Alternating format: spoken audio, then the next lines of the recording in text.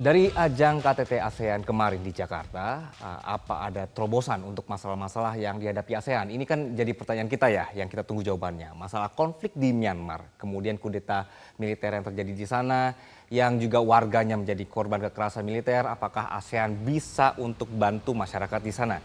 Sedangkan pihak militer ini menolak untuk nurut imbauan ASEAN. Kemudian masalah wilayah laut Cina Selatan yang mana Tiongkok dianggap mengklaim wilayah laut beberapa negara Asia Tenggara. Ini juga belum beres. ASEAN sempat disebut melempem. Nah, tidak berdaya urus dua masalah ini.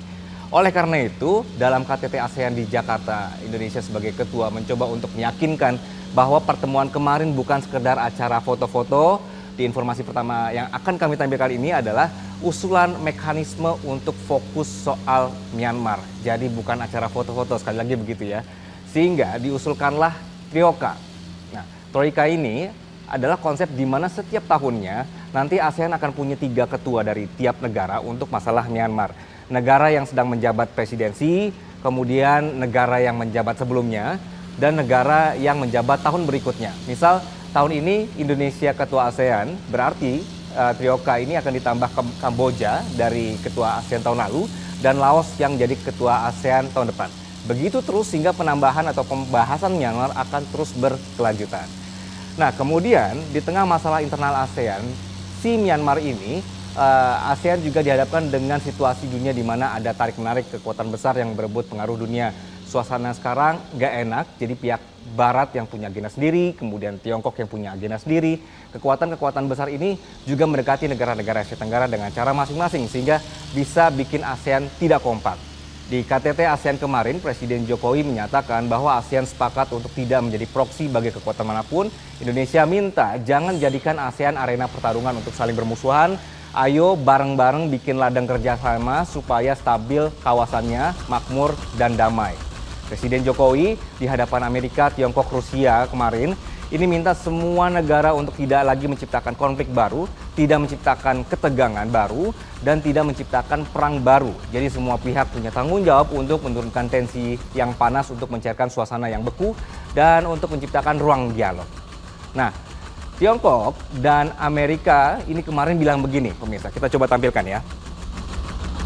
Nah, ini dia. Kita bisa zoom ke atas sebelah sana. Jadi Perdana Menteri Tiongkok Li Qiang di KTT ASEAN menyebut di tengah situasi dunia, baiknya untuk saat ini penting sekali untuk tidak berpihak atau ngeblok, ngumpul ramai-ramai, terus nge-push negara lain.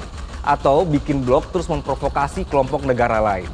Menghindari perang dingin baru yang bisa muncul kembali. Jadi kalau misalnya ada masalah, menurut Tiongkok, baiknya dibicarakan baik-baik, bukan memprovokasi.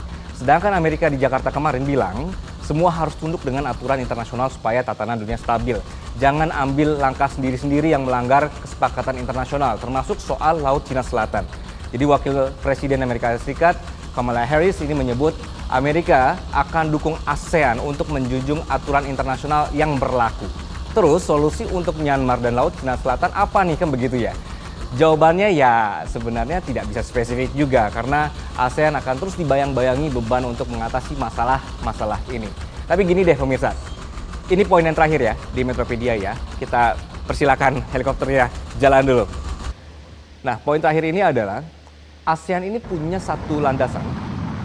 Oke, iya, ASEAN ini punya satu landasan bahwa sepakat untuk tidak saling intervensi masalah dalam negeri masing-masing, kan begitu. Nah, meskipun kadang-kadang ini jadi kelihatan sulit membawa sebuah solusi, tapi upaya ASEAN untuk memilih dialog, berdiskusi, berbicara dengan level sejajar dan duduk bersama adalah sebuah langkah diplomasi yang patut kita apresiasi. Dengan komunikasi yang terbangun dua arah, setidaknya bisa tahu pihak yang bertikai ini maunya apa, keluhannya apa, tanpa menduga-duga dan provokasi. Jadi memang butuh waktu, tapi ini semua dengan kepentingan masyarakat, ini semua bisa diberlakukan begitu ya. Ini semua untuk masyarakat begitu. Jadi sekian untuk Metropedia kali ini.